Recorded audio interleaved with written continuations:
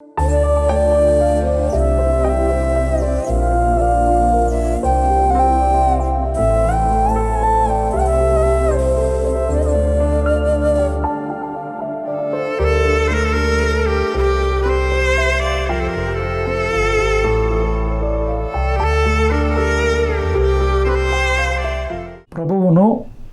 మన రక్షకుడును అయిన యేసుక్రీస్తు ప్రభుల వారి శ్రేష్ఠ నామాన మీ అందరికీ శుభాలు వందనాలు తెలియపరుస్తున్నాను.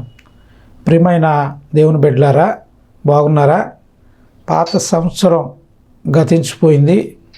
నూతన సంవత్సరంలో మనము ముందుకు వెళుతూ ఉన్నాం. నూతన ఉత్సాహంతో, నూతన జీవితంతో, నూతనమైన జీవన విధానాన్ని ఆత్మీయంగా బలపడి నూతనంగా ముందుకు సాగాలని ప్రభు పేరట మీకు తెలియపరుస్తూ ఉన్నాను. ప్రియమైన దేవుని బిడ్డలారా, ఈరోజు మన వాక్య భాగము, ఈరోజు మనం ధ్యానించుకోబోయే వాక్య భాగము ఆ గలతీలు రాసిన పత్రిక 5వ అధ్యాయము 19వ వచనం ఉన్న వాక్య భాగాన్ని నేను చదువుతున్నాను. తప్పకుండా మీ దగ్గర బైబిల్ ఉన్నట్లయితే తప్పకుండా తీసి చూడండి. నేను చదువుతున్నాను. గలతీలు రాసిన పత్రిక 5వ అధ్యాయము 19వ వచనం చదువుకుందాం. శరీర కార్యములు స్పష్టమై ఉన్నవి, అవేవనగా జారత్వము, అపవిత్రత, కాముకత్వము. ఈ వచనంలో ఉన్న ఈ వాక్య భాగాన్ని మనము కొద్ది నిమిషాలు ధ్యానం చేద్దాం. దేవుడు అంటున్నాడు, శరీర కార్యములు స్పష్టమై ఉన్నాయి. మనము శరీర కార్యాలు ఏవంటే గలతీలు రాసిన పత్రికలో దేవుడు రాయించాడు. 5వ అధ్యాయము 19వ వచనంలో చూస్తే అక్కడ రాయబడి ఉంది కదా, జారత్వము, అపవిత్రత, కాముకత్వము. ఇవి శరీర కార్యాలుగా దేవుడు తెలియపరుస్తూ ఉన్నాడు. ప్రియమైన దేవుని బిడ్డలారా, మనము ఎక్కడైనా ఎప్పుడైనా మనము చూడండి, ఏ మార్గములో అయినా నడుస్తూ ఉన్నప్పుడు ఆ మార్గము గుండా మనం ఎక్కడికి వెళ్ళాలని చూస్తాం అంటే మనము గమ్యానికి చేరటానికి ఇష్టపడతాం. మార్గము గుండా వెళ్ళి గమ్యానికి మనం చేరుకోవడానికి ప్రయత్నిస్తూ ఉంటాం. ప్రియమైన దేవుని బిడ్డలారా, అయితే ఈ మార్గంలో వెళ్ళటానికి ముందు ఆ గమ్యాన్ని చేరటానికి మనకు కావలసింది ఏమిటి అంటే ఆ మార్గము సరైనదిగా ఉండాలి. ఆ మార్గము మనల్ని గమ్యానికి చేర్చేదిగా ఉండాలి. ఆ మార్గము మనల్ని దేవుని యొద్దకు తీసుకువెళ్ళేదిగా ఉండాలి. అట్టి మార్గములో మనము ముందుకు సాగాలి. ప్రియమైన దేవుని బిడ్డలారా, ఈ నేటి కాలంలో మన జీవితం కొనసాగుతూ ఉంది. మనము మన జీవితం అనే ప్రయాణాన్ని కొనసాగిస్తున్నప్పుడు మనము ఆధ్యాత్మికమైన భక్తి జీవితాన్ని కొనసాగిస్తూ ఉన్నాం. దేవుని పట్ల ప్రేమను కలిగి ఉన్నవారుగా, దేవుని యందు విశ్వాసము కలిగి ఉన్నవారుగా, దేవుని యందు భయభక్తులు కలిగి ఉన్నవారుగా మన ప్రయాణాన్ని కొనసాగిస్తూ ఉన్నాం. దేవుని బిడ్డలారా, మన ప్రయాణం గమ్యానికి చేరాలి.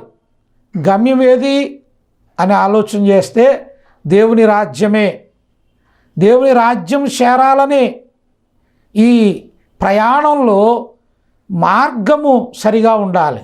నువ్వు వెళ్ళే మార్గము ఎలాగుంది, నువ్వు వెళ్ళే దారి ఎలాగుంది, ఒక నిమిషం ఆలోచన చేద్దాం. ప్రియమైన దేవుని బిడ్డలారా, మనం గమ్యానికి క్షేమంగా చేరాలంటే మార్గము సరైనదిగా ఉండాలి. అంటే మార్గములో ఆటంకాలు ఉండకూడదు. మార్గం మధ్యలో గుంతలు ఉండకూడదు.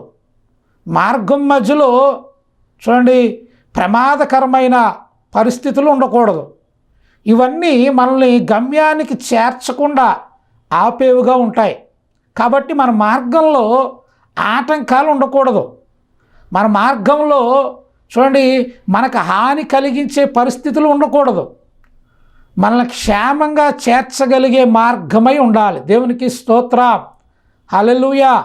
ఈ వాక్యం వింటున్న ప్రియ సోదరుడా, సోదరి, నీ దైవభక్తి, నీ భక్తి, నీవు దేవుని యందు విశ్వాసం ఉంచిన నీ జీవితం, నీ ప్రయాణం, నీ యాత్ర నువ్వు కొనసాగిస్తూ ఉన్నావు. అయితే నీ మార్గంలో కొన్ని ఆటంకాలు, దైవభక్తితో ముందుకు వెళ్లకుండా నిన్ను ఆపేసే కొన్ని అవరోధాలు నీ జీవితంలో కనబడుతూ ఉన్నాయి, నీ దారిలో ఉన్నాయి. వాటిని తీసివేసినప్పుడే నీవు నీ మార్గములో, నీ భక్తి జీవితంలో నీవు ముందుకు కొనసాగలవు. నువ్వు గమ్యానికి అనగా దేవుని రాజ్యానికి నీవు చేరగలవు. నీవు గమ్యానికి అనగా దేవుని రాజ్యానికి చేరాలి అంటే నీ మార్గములో ఉన్న ఆటంకాలను, అవరోధాలను వాటిని తీసివేసుకుని వాటిని నీ మార్గములో లేకుండా నువ్వు చూసుకున్నప్పుడు మాత్రమే నువ్వు గమ్యానికి అనగా దేవుని రాజ్యానికి నువ్వు చేరగలవు. ఏమిటి నిన్ను ముందుకు వెళ్ళకుండా, దేవుని భక్తిలో ముందుకు వెళ్ళకుండా, నీ శ్వాసములో ముందుకు వెళ్ళకుండా, నీ జీవితములో నీవు ముందుకు వెళ్ళకుండా నిన్ను ఆటంకపరిచేవి ఏమున్నాయి అంటే ఈ శరీర కార్యాలే. మనల్ని దేవుళ్ళు ఎదగకుండా చేసేవి, దేవుళ్ళ మనము బలము పొందుకోకుండా చేసేవి, దేవుని బిడ్డలుగా లేకుండా చేసేవి ఏమిటి అంటే ఈ శరీర కార్యాలే. ఏమిటి అవి శరీర కార్యాలు ఏమిటి అనగా ఇక్కడ రాయబడిన మాట మనం చదువుకున్నాం చూడండి. స్పష్టమై ఉన్నాయి. అవేమనగా జారత్వము, రెండవదిగా అపవిత్రత, మూడవదిగా కాముకత్వము అని రాయబడి ఉంది. ఈ మూడు దేవుడు నీ జీవితంలో, నీ మార్గములో ఆయన ఉండటానికి ఇష్టపడట్లేదు నీ జీవితంలో. కానీ ఇవే నీ భక్తి జీవితాన్ని, నీ విశ్వాసాన్ని, నీకున్న దేవుని పట్ల ఉన్న చూడండి నమ్మికను, లేక నీ జీవితంలో వేయవలసిన ముందడుగును వేయకుండా నిన్ను ఆటంకపరుస్తున్నాయి. ప్రార్థన చేయలేకపోతున్నావు కదా, ప్రార్థన చేయాలనుకుంటావు కానీ ప్రార్థన చేయలేవు. దేవుని వాక్యమును ధ్యానించాలనుకుంటావు, దేవుని వాక్యాన్ని ధ్యానించలేవు. పరిశుద్ధంగా బ్రతకాలనుకుంటావు, పరిశుద్ధంగా బ్రతకట్లేదు. అవండి దేవునికి ఇష్టడుగా ఉండాలనుకుంటావు, ఆయనకి ఇష్టడుగా ఉండలేకపోతున్నావు. కారణం ఏమిటి అంటే నీ జీవితంలో శరీర కార్యాలున్నాయి. అవేమిటి అంటే చూడండి రాయబడింది జారత్వము. ప్రియమైన దేవుని బిడ్డలారా, ఈ జారత్వము, అపవిత్రత, కాముకత్వము, ఈ మూడు మాటల గురించి ఈరోజు ఈ వాక్యం ద్వారా మీతో మాట్లాడదలిచాను. ప్రియమైన దేవుని బిడ్డలారా, ఈరోజు పాపము విస్తరించిపోతున్న కాలాల్లో మనం ఉన్నాం. ఆ పాపానికి బానిసలైపోయిన వారు కొందరు ఉన్నారు. కొందరు స్త్రీలకు, మోహపు చూపులకు, లేక వ్యభిచారమునకు, లేక పాప సంబంధమైన హేయ క్రియలకు బానిసలైపోయిన వారుగాను, వాటి నుండి బయటికి రాలేని వారుగాను చాలామంది ఉన్నారు. ప్రియమైన దేవుని బిడ్డలారా, దేవుడి వాక్యం ద్వారా మీకు తెలియపరుస్తున్నాను. జారత్వం అనగా దేవుడు మనకిచ్చిన కుటుంబాన్ని దాటి వేరొక వారిని మనము ఆశ్రయించటం, లేక వారితో కలిసి హేయమైన క్రియలలో పాలు పొందడం, ఇది జారత్వమే. ప్రియమైన దేవుని బిడ్డలారా, దేవుడు మీకు కుటుంబాన్ని ఇచ్చాడు, నీకు కుటుంబ వ్యవస్థను దేవుడు పెట్టాడు. ఈ కుటుంబ పరిధిని దాటి బయట వారితో దేవునికి అయిష్టమైన కార్యములు యందు నీవు ముందుకు అడుగు వేస్తూ ఉన్నావు.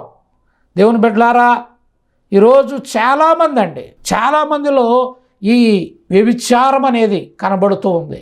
చాలామందిలో ఈ కాముకత్వం అనేది కనబడుతూ ఉంది. ప్రియా యవనస్తుడా, ప్రియా యవన బిడ్డ, దేవుని వాక్యం ద్వారా నీతోనే మాట్లాడుతూ ఉన్నాడు. నీవు దేవుళ్ళు ఎదగలేకపోవడానికి గల కారణం ఏంటో తెలుసా? ఈ మూడే నీ జీవితాన్ని అవి నాశనానికి నడిపిస్తూ ఉన్నాయి. అవి దేవునికి దూరం చేస్తూ ఉన్నాయి. అవి దేవునిలో నువ్వు స్థిరత్వము లేకుండా నేను చేస్తూ ఉన్నాయి. దేవుళ్ళో నీవు ఎదగకుండా పరిశుద్ధతను నీలో లేకుండా చేసేవి ఈ 3 విషయాలే నీ జీవితంలో ఉన్నాయి అని దేవుడు ఈ వాక్యం ద్వారా నీకు హెచ్చరిస్తూ ఉన్నాడు. నిన్ను సరిదిద్దటానికి ఆయన ఇష్టపడుతూ ఉన్నాడు. ఏమయ్యా, వాక్యం ద్వారా దేవుడు నీతో మాట్లాడుతున్నాడు, నువ్వు గ్రహిస్తున్నావా? ఈరోజు నేను చాలా భయంకరమైన పరిస్థితులు ఉన్నాయి. ఎందుకండి? పాపపు ఆలోచనలతో దేవుని బిడ్డలారా, ఇంట్లో ఉన్నవారిని, భార్యను ప్రేమించరు కొందరు, కానీ పరాస్త్రీ యందు ఎంతో ప్రేమను ఒలకపోస్తూ ఉంటారు. దేవుని బిడ్డలారా, భార్యను ప్రేమించడం చూడడం కొంతమందికి అలవాటు లేదు, కానీ కొంతమంది వాళ్ళు బయట వారితో సాంగత్యం కలిగి బయట వారితో లేని ప్రేమ ఉన్నట్లుగా చూపించటానికి, బయట స్త్రీలతో వ్యర్థమైన మాటలు మాట్లాడుతూ దేవుని బిడ్డలారా అక్రమమైన సంబంధములు కలిగి ఈనాడు నేటి కాలంలో కొంతమంది వారి జీవితాలను నాశనం చేసుకుంటూ ఉన్నారు. దేవుని బిడ్డలారా, నీవు చేస్తున్న ఏ క్రియలు దేవుని దృష్టికి కనబడుతూ ఉన్నాయి. దేవుడు అందుకనే ఈ వాక్యము ద్వారా నిన్ను సరిచేయడం కొరకే అమ్మా నీతో దేవుడు మాట్లాడుతూ ఉన్నాడు. నువ్వు అనుకుంటున్నావు నేను చేసేది ఎవరికీ తెలియదు, నా అక్రమ సంబంధాలు ఎవరికి తెలియవు, నేను చేస్తున్న పాపం ఎవరికీ తెలియదు, చాలా రహస్యంగా నువ్వు చేస్తున్నావు కదా, ఇది ఎవరికీ తెలియదు కదా అనుకుంటున్నావు. అయితే దేవుడు అంటున్నాడు, నా కంటికి తేటగా నువ్వు చేస్తున్న నీ జీవితం ఆయనకు తెలుసు. అందుకని దేవుడు అంటున్నాడు, ఇది మంచిది కాదు, ఇవి నువ్వు వీటి ద్వారా నీ జీవితాన్ని నాశనం చేసుకుంటున్నావు.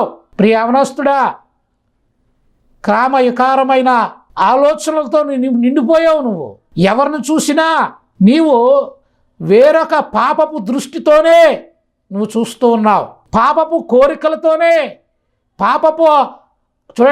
పాపపు ఆలోచనలతోనే నువ్వు సాంగత్యం చేస్తూ ఉన్నావు.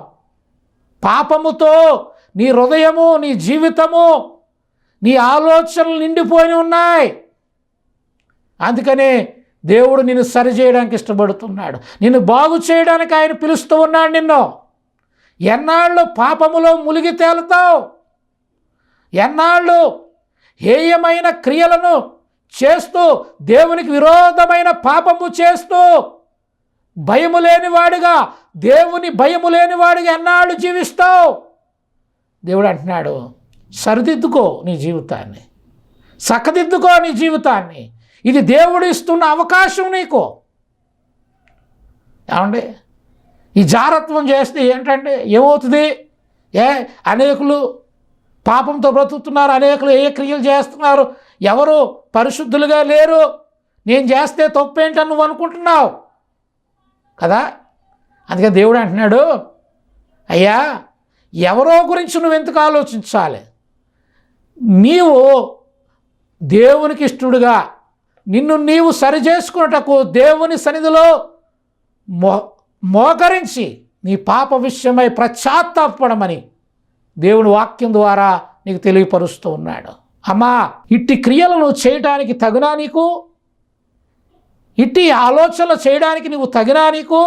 దేవుని ఎరిగి కూడా, దేవుని తెలుసుకుని కూడా, దేవుని ప్రేమను రుచి చూచి కూడా మరలా వెనకకు అడుగు వేసి లోకపు కార్యాల్లో మునిగిపోయిన సోదరి, దేవుణ్ణి రుచి చూసి కూడా నువ్వు దేవుణ్ణి ప్రేమను ఎరిగి కూడా మరలా లోకం వైపు నింపబడిన వ్యక్తి, పిలుపుతో నింపబడిన వ్యక్తి నిన్ను తాకితే, మీ గృహాన్ని తాకితే, మీ సంఘాన్ని తాకితే, నిన్ను టచ్ చేస్తే అప్పుడు పరిశుద్ధాత్ముడు నిన్ను టచ్ చేస్తాడు. అప్పుడు నీలో ఉన్న చింతలన్నీ, దుఃఖమంతా కూడా చెల్లా చెదరైపోద్ది. जब आपका जीवन रोशनी से भर देंगे, उजाला से भर देंगे, आशीष से भर देंगे। जब तक जो आदमी अभिषेक भरा हुआ आदमी अगर तुम्हें, जो आदमी आशीष, जब तुम्हारा जीवन रोशनी से भर देंगे। దీవించబడ్డ వ్యక్తి నీ దగ్గరకు వస్తే నువ్వు దీవించబడతావు. దీవెన లేని వ్యక్తి దగ్గరికి వెళ్తే నీకు దీవెనలు ఎక్కడ వస్తాయి? ఒక వ్యక్తి రాత్రి కాడ వెళ్ళిపోతూ ఒక కాయగూర కొట్లోకి వెళ్ళి అంటున్నాడు, అయ్యా నాకు బెండకాయలు కావాలి, ఉల్లిపాయలు కావాలి, అవి కావాలి, ఇవి కావాలంటున్నాడు. అభిషేకం లేదు. అభిషేకం లేనివాడిని, దర్శనం లేనివాడిని నీకేం దర్శనం వస్తుంది? నీకేం పిలుపు వస్తుంది? వాళ్ళ దగ్గర ఏం పరిష్కారం జరుగుతుంది? శ్రమల్లో ఉన్నవాడిని పిలిచేవనుకో నీ శ్రమలకు అర్థం చెప్తాడు. ఏంటో తెలుసున్నవాడు ఉన్నాడు అనుకో నీ దర్శనానికి అర్థం చెప్తాడు. ఈరోజు నీకు ఒక వాగ్దానం వచ్చింది. ఆ వాగ్దానం అర్థం ఏంటో తెలుసా? ఆ వాగ్దానం నీ జీవితంలో అలాగే ఆ వాగ్దానం ప్రకారంగా నీ జీవితంలో నెరవేరును కాక జరుగును కాక. ఆమె ఆ వాగ్దానానికి అర్థం చెప్పాలంటే వాగ్దానాల్లో నిలబడి వాగ్దానం ఎవరి జీవితంలో వీలువంటే చెప్పగలరు. ఆమె నేను చెప్తాను. ప్రియులారా, నేను వర్క్ చేస్తూ ఉన్నాను. కాబట్టి నీ జీవితంలో దేవుడు ఒక కార్యం చేయాలంటే ఇక్కడ వాక్యము చెబుతూ ఉంది. యెషయా గ్రంథము 55వ అధ్యాయం 10వ వచనం, వర్షమును హిమమును ఆకాశం నుండి వచ్చి అక్కడికి ఎలాగ మరలక భూమిని తడిపి విత్తువానికి విత్తనమును భుజించువానికి ఆహారమును కలుగుటకై అది చిగిర్చి వర్ధిల్లినట్లు చేయును, అలాగే నా నోటి నుండి వచ్చి వచనమును ఉండును. నిష్ఫలంగా నా యొద్దకు మరలక అది నాకు అనుకూలమైన దానిని నెరవేర్చును. నేను పంపిన కార్యమును సఫలము చేయును. మీరు సంతోషముగా బయలువెళ్ళెదురు, సమాధానం పొంది తోడుకొని పోబడుదురు. మీ ఎదుట పర్వతముల మెట్టలు సంగీతనాదం చేయును, పొలములను చెట్లని చప్పట్లు కొట్టు. దేవుని స్తోత్రం. చూసారా? దేవుని వాక్యం ఎప్పుడైతే నీ గుండెను తాకుతుందో నీ గుండెల్లో, నీ జీవితంలో, నీ శరీరంలో ఉన్న ఆ చీకటి, ఆ రోగం, ఆ వేదన, ఆ మానసిక ఒత్తిడి తొలగించబడుతుంది. దేవుని వాక్యం అనే వర్షం నేను తాకినప్పుడు నీలో ఏం నింపబడుతుందో తెలుసా? ఏం నింపబడుతుంది? హిమం. వర్షము హిమం. హిమం అనగా దేవుని యొక్క పరిశుద్ధత, దేవుని ప్రభావం నేను తాకినప్పుడు నువ్వు బలమైన పాత్రగా మార్చబడతావు. వర్షముగా నీవు ఎప్పుడైతే నీ మీద పడుతుందో, పడాలంటే ఆయన చిత్తానికి నువ్వు లోబడి ఉండాలి. వేకువజామున 3 గంటలకు మోకాళ్ళ మీద ఉండాలి. 3 గంటలకు కానీ నువ్వు మోకాళ్ళ మీద ఉంటేనే, ఆరాధన చేయగలిగితేనే, ప్రార్థించగలిగితేనే. అయ్యా నాతో కలిసి ప్రార్థన చేసే వాళ్ళు ఎవరు లేరు, మా ఇంట్లో ఎవరు, నేను వస్తాను నీ ప్రాంతానికి, మనందరం కలిసి ప్రార్థన చేద్దాం. ఎవరికి తెలుసు? నిన్ను మార్చుతాడని నాకు తెలుసు, దేవుడికి తెలుసు. ఏమంటున్నాడంటే వర్షం వచ్చి పంట పండిస్తుంది, ఓకే, కడుపు నుండి అన్నం తింటావు, కానీ అందులోనే కొన్ని విత్తనాలుగా మారతాయి. ఒక పండు వేలాది మందికి ఫలాలు ఎలాగైతే ఇస్తుందో, ఒక పండు అది ఉండిపోతే అది ఏమవుతుంది? వేలాది ఫలాలు ఇస్తుంది. అలాగే అయితే విత్తనంగా మారిపోతావు. ఒక విత్తనం ఆయన వైపే చూడు, వాక్యం వైపే చూడు, అయిపోతాయి. భూలోకంలో ఉన్న రాజ్యాలన్నీ ఒకటైపోతాయి. భూలోకంలో రాజ్యాలు ఒకటై దేవుని బిడ్డల మీద దాడి చేస్తాయి, కానీ భూలోకంలో ఉన్న సంఘాలన్నీ ఒకటై యేసుని ఎదుర్కొంటాయి. భూలోకంలో ఉన్న రాజ్యాలన్నీ ఒకటయ్యి సైతాన్ రాజ్యంగా మారి దేవుని బిడ్డలను టార్చర్ పెడితే, భూలోకంలో ఉన్న సంఘాలన్నీ ఒకటి చేసి తన రాజ్యాన్ని తీసుకెళ్ళడానికి ఆయన వస్తున్నాడు. ఒకటి సైతాన్ రాజ్యం మన మీద పనిచేస్తుంది, 2 దేవుని రాజ్యం మనల్ని నిలబెడుతుంది. అంటే దేవుని రాజ్యము ఇప్పుడు వచ్చే సమయంలో మనం ఉన్నాం, సైతాన్ రాజ్యం కూడా వచ్చే ఉంది. ఈ సైతాన్ రాజ్యానికి ఒక నెంబర్ ఉంది, అదే 666. విడబడ్డ వాళ్ళు 666 ముద్రలో ఉంటారు. ఎత్తబడ్డ వాళ్ళు దేవుని రాజ్యంలో సంతోషిస్తారు. అందుకని ఎత్తబడ్డ వాళ్ళు దేవునితో మరలా 1000 ఏళ్ల పాలనకి భూమి మీదకి వస్తారు. నువ్వు ఎత్తబడే గుంపులో ఉంటే కన్నీళ్ళు తప్పించుకుంటావు, విడబడిన గుంపులో ఉంటే కన్నీళ్ళు, కష్టాలు తప్పు. కాబట్టి ఇక్కడ ఈ వాక్యంలో ఆయన చెబుతున్న మాట ఏమిటి అనంటే, కడవరి వానాకాలము అన్నాడు జకర్యా 10:1. యెషయా 55:10 వర్షము హిమము ఆకాశం నుండి వస్తుంది, మళ్ళీ తిరిగి వెళ్దాం. అలాగే నీ నోట్లో ఒక వ్యక్తి రక్షించబడి అతను కూడా కొన్ని వేల మందికి ఆశీర్వాదకరంగా మారినట్లు దేవుడు నిన్ను వాడుకోబోతున్నా మారిపోతావు. నీ ద్వారా గొప్ప సమూహంగా మారిపోతున్నావు.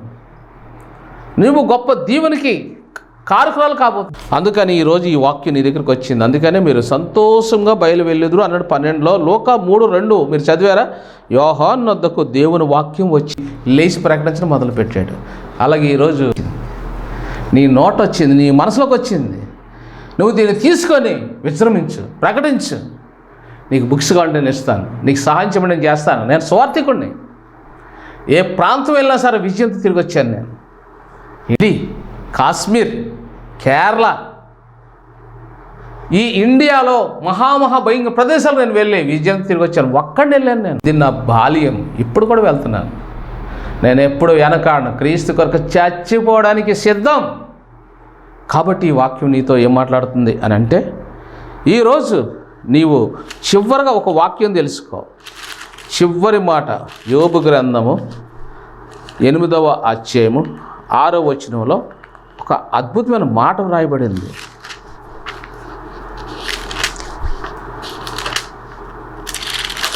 ఎనిమిదవ అధ్యాయం 6వ వచనం, నీ నీతికి తగినట్లుగా నీ నివాస స్థలంను వర్ధల చేయును. అప్పుడు నీ స్థితి మొదట కొద్దిగా నుండినాను, తొదను నీవు మహాభివృద్ధి పొందదు. అంటే నువ్వు చివరిలో ఉన్నావు. ఈ చివరిలో దేవుడు నీకు ఇచ్చే వాగ్దానం యోబు గ్రంథం 8వ అధ్యాయం 6వ వచనం, నీవు పవిత్రుడివై యథార్థవంతుడివైన ఎడల నిత్యముగా ఆయన నీయందు శ్రద్ధ నిలిపి. ఆయన నీయందు శ్రద్ధ నిలపాలనుకో, నీ పాపాన్ని విడిచిపెట్టు, నీ రహస్య పాపాన్ని విడిచిపెట్టు, నీ చూపు పాపాన్ని విడిచిపెట్టు, నువ్వు త్రాగుని విడిచిపెట్టు, నీలో ఉన్న కోపాన్ని విడిచిపెట్టు, నీలో ఉన్న ద్వేషాన్ని విడిచిపెట్టు, నీలో ఉన్న అబద్ధాన్ని విడిచిపెట్టు, ఇతరుల మీద నింద మోపుతున్నావు, అది విడిచిపెట్టు. చచ్చిపోవాలనుకుంటావు, ఏం సాధ్యంతో చచ్చిపోయి నువ్వు పిరికోడు, నువ్వు పిరికిదాను. నీలో యథార్థత లేదు. యుగాలు నరకం ఉంటుంది, భయంకర నరకం ఉంటుంది. అర్రరా అనవసరం తప్పు చేశాను అనుకున్నా, ఏం ప్రయోజనం ఉండదు. నీ మనసు మార్చుకో. నిశ్చయంగా ఆయన నీయందు శ్రద్ధ నిలిపి నీ నీతికి తగినట్లుగా నీ నివాస స్థలమును వర్ధిల్ల చెయ్యను. అంటే నీవు ఆయన మీద నమ్మకుండా మనుషులు నమ్ముతున్నావు. మనుషులు నమ్మినంత కాలం నీకు అభివృద్ధి ఉండదు. నువ్వు ఎప్పుడు దాన్ని నమ్ముతావో దేవుడు నీకు అన్ని విధాల ద్వారాలు తెరిచాడు. రా, నీకైనా డౌట్స్ ఉన్నాయా? అదేంటిది నా కోసమేనా? నీకోసమే. నాకు ఫోన్ చేయి, మిస్ కాల్ చాలు. వెంటనే మాట్లాడలేను, నాకు టైం లేదు. మిస్ కాల్ తగిన సమయంలో నీతో నేను మాట్లాడతాను. దేవుడు నీ పట్ల ఆయన చిత్తమేంటో తెలియజేస్తాను. లేదా నన్ను నీ దగ్గర పిలువు, ఖర్చులు నువ్వే భరించాలి. మరి దేవుడు నిన్ను వర్షంగా మార్చి వరదగా మార్చి దీవించిన కాక. వరద అంటే ఆ ప్రాంతం నుంచి ఇంకో ప్రాంతం, ఇండియా నుంచి అమెరికా, లండన్ కూడా నేను తీసుకెళ్ళి వాకింగ్ చెప్పించుకుంటాడు. అలా చేసేస్తాడు నేను. వరద అంటే ఎక్కడి నుంచో కొట్టుకొస్తుంది. అది అక్కడున్న నీరు ఇక్కడికి వస్తుంది, ఇక్కడున్న నీరు అక్కడికి వెళ్తుంది. అది వరద. నువ్వు అనేక ప్రాంతాల్లో వరదగా మారిపోతావు. వర్షం నీ మీద పడాలంటే నువ్వు నిలబడి ఉండాలి. పరిగెట్టేవాడి మీద వర్షం పడుతుంది. నువ్వు పరిగెడుతుంటే పరిశుద్ధాత్మ నేను వాడుకుంటాడు. కూర్చోనంటే దేవుడు నేను వాడుకోడు. పరిగెడుతూ ఉండాలి. దేవుడు పనిలో చురుగ్గా ఉండాలి. ఎక్కువ పని పెట్టుకోవాలి. నువ్వు సర్వసృష్టికి ఆశీర్వాదకరంగా, అప్పుడు దేవుడు నిన్ను మర్చుకుంటాడు, వాడుకుంటాడు. అలాంటి కృప దేవుడు నీకు అనుగ్రహించిన గాక. దేవా, ఈ వాక్యం నీ బిడ్డలను దీవించండి. మనం ప్రార్థిస్తున్నాం తండ్రి. ఆమె వందనాలు.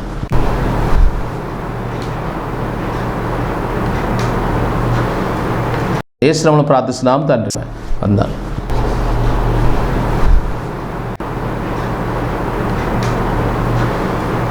ఏ శ్రమను ప్రార్థిస్తున్నాం తండ్రి. ఆమె వందనాలు.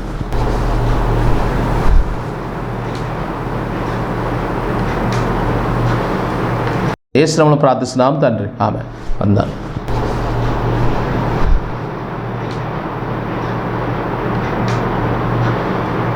ఏ శ్రమను ప్రార్థిస్తున్నాం తండ్రి. ఆమె వందనాలు.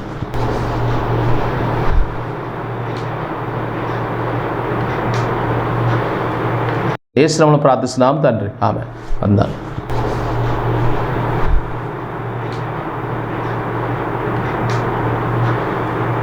ఏ శ్రమను ప్రార్థిస్తున్నాం తండ్రి. ఆమె వందనాలు.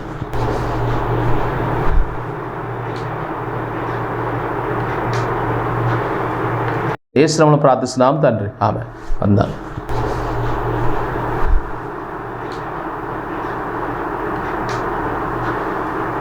యేసు నామములో ప్రార్థిస్తున్నాం తండ్రి, ఆమేన్. వందనాలు.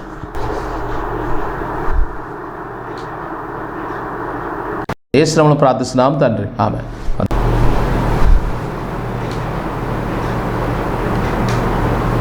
నామ తండ్రి, ఆమేన్. వందనాలు.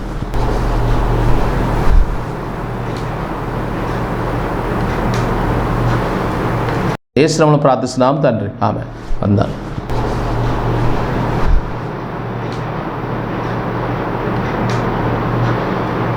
యేసు నామములో ప్రార్థిస్తున్నాం తండ్రి, ఆమేన్. వందనాలు.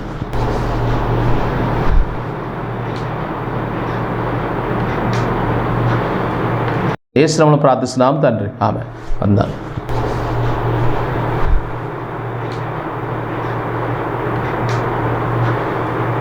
యేసు నామములో ప్రార్థిస్తున్నాం తండ్రి, ఆమేన్. వందనాలు.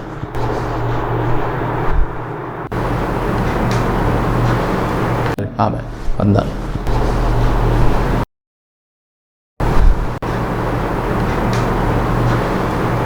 యేసు నామములో ప్రార్థిస్తున్నాం తండ్రి, ఆమేన్. వందనాలు.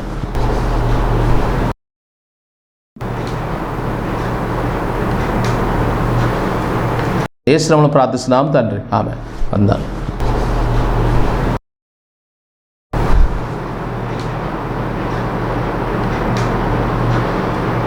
యేసు నామములో ప్రార్థిస్తున్నాం తండ్రి, ఆమేన్. వందనాలు.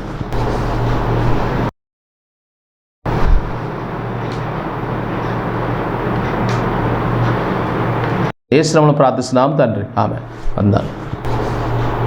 గడపడానికి ఇష్టపడు, ప్రార్థనలో గడపడానికి ఇష్టపడు, దేవుని వాక్యాన్ని ధ్యానించడానికి ఇష్టపడు, దేవుని వాక్యాన్ని వినటానికి ఇష్టపడు. ఇలాంటి వాటిని యందు నీవు ఆసక్తి చూపినప్పుడు నేను అంటాను, నువ్వు పాపాన్ని ఎదిరించగలిగిన శక్తి కూడా నీలో నువ్వు కలిగి ఉంటావు. దేవునికి స్తోత్ర. ఈరోజు దేవునితో సంబంధం మనకు సత్సంబంధం లేకపోవడం వల్లే లోకంతో సంబంధం పెరిగిపోయింది. మనకి లోకపు ఏచ్చలతో సంబంధం పెరిగిపోయింది. దేవునితో సావాసం చేయి, దేవునిలో ఆయనతో సావాసం చేస్తూ నువ్వు ముందుకు సాగు. నేను అంటాను, తప్పక నీ ప్రతి పాపము ముందు నువ్వు జయించగలవు. దేవుడు అట్టి బలాన్ని, అట్టి జీవితాన్ని దేవుడు మీకు అనుగ్రహించి మిమ్మల్ని బలపరిచి నడిపించును గాక. ఆమేన్. ప్రార్థన చేద్దాం. కళ్ళు మూయండి, ప్రార్థన చేద్దాం. మహాపరిశుద్ధుడైన తండ్రి, మహిమ కలిగిన దేవానికి వందనాలు. ప్రభా, వాక్యము నీది, నేను నీ వాడను, నీ పక్షము నిలబడి. ప్రభా, నిజమే, ఎవరైతే ఈ వాక్యమిని వాళ్ళ జీవితాలను సరిదిద్దుకోవడానికి ఇష్టపడుతున్నారో, ప్రియ యవనస్తుడు, యవనరాండ్లు, అమ్మ, ఆ తల్లి ప్రభా నీ సన్నిధిలో మోకరించి నీ సన్నిధిలో కళ్ళు మూసి ప్రార్థన చేస్తున్నారు అందులోంచి బయటకు రావడానికి. దేవా, నిజమే, నీతో సావాసం చేస్తే పాప హేచ్ఛలను, పాపపు క్రియలను, పాపపు పనుల నుండి మేము విడుదల పొందగలమని నీ వాక్కు చేత మాతో మాట్లాడావు నాయనా. ఇంకా హేయమైన క్రియలు చేస్తే దానివల్ల వచ్చేది శ్రమని, దానివల్ల వచ్చేది మరణమని, దానివల్ల వచ్చేది ప్రభా నీ ఉగ్రతని మాతో మాట్లాడావు. ఇప్పుడైనా ప్రభా బిడ్డలు సరిదిద్దుకోవడానికి ఇష్టపడుతుండగా వారు పరిశుద్ధంగాను, నీతిగాను, యథార్థతతోనూ ప్రభా పాపము లేని వారుగా, నిష్కలంకులుగా నిలబడే సామర్థ్యాన్ని, నిలబడే మనస్సును వారికి దయచూపమని, నీ కృపలో బలపరచమని యేసు నామమున ప్రార్థించి అడిగి వేడుకుంటున్నాము తండ్రి. ఆమేన్. ప్రియమైన దేవుని బిడ్డలారా, ఈ వాక్యము మిమ్మల్ని బలపరిచేదిగా ఉంటే తప్పకుండా మీరు ఈ స్క్రీన్ పైన మీకు ఇవ్వబడుతున్న ఫోన్ నెంబర్కి ఒకసారి ఫోన్ చేసి మీరు తెలియపరచడం ద్వారా, మీ ప్రార్థన అవసరతను అడగడం ద్వారా, మీ కొరకు నేను అంటున్నాను, మీ కొరకు ప్రార్థించే నిష్కల్పటంగా, మీ కొరకు అంగలార్చు, మీ కొరకు ప్రార్థించడానికి మేము సిద్ధంగా ఉన్నాం. నీ పరిస్థితి ఏదైనా సరే, నీ పరిస్థితి ఎలాంటిదైనా సరే, ఒక చిన్న ఫోన్ కాల్ మాకు చేస్తే తప్పకుండా మీకోసం ప్రార్థన చేస్తాం. మీరు బాగుండడమే, మిమ్మల్ని సరిదిద్దడమే మా ఆశ, మా తపన. ప్రియమైన దేవుని బిడ్డలారా, ఈ మాట వింటున్న వారులారా, చిన్న ఫోన్ కాల్ మీరు చేసి మీ అవసరాలను, మీ ఇబ్బందులను మాకు తెలియపరిచినప్పుడు మీ కొరకు ప్రార్థన చేస్తాం. దేవుడు అట్టి విధంగా నడిపించును గాక. ఆమేన్. అందరికీ.